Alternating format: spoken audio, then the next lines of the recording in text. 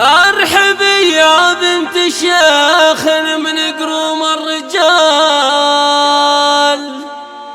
ارحبي والبيض حالك يصفن الصفوف. ام احمد يا حي طريق يا اغلى الغوال، اقبلي على المنصة وخلق الله وقول.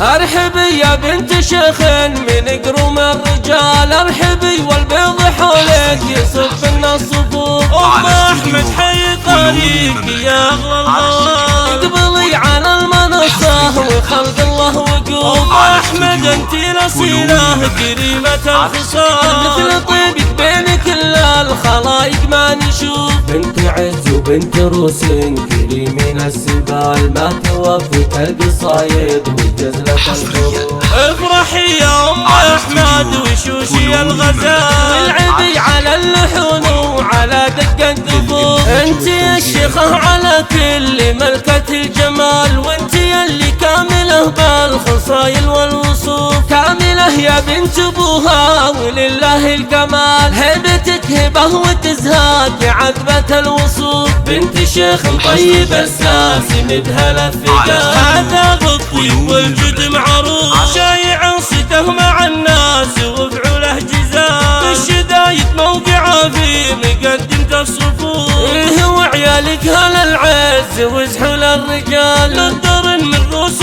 قوم صقيلين السيوف. والله يبارك عمر افراحها حوله ضيوف، الخوات الزين فيهن تواصف الجمال. فارقات بالحلا زاهيات بالوصول، جعل فالي سعد فالل لكم طول الليال. والسعادة جعل في داركم دايم تطوف. ارحبي يا بنت شيخ من قروم الرجال، ارحبي والبيض حولك يصفن الصفوف. ام احمد حي طريق يا اغلى الغوال، اقبلي على المنصة وخلق الله وقول. ام احمد انت الاصيلة كريمة الخصال، مثل طيبك بين كل الخلايق ما نشوف. بنت عز وبنت روس كريمين السبال، ما توفت القصايد وجزلة الخروف. افرحي يا ام احمد وشوشي الغزال، العبي على اللحون وعلى دق الدفوف. انت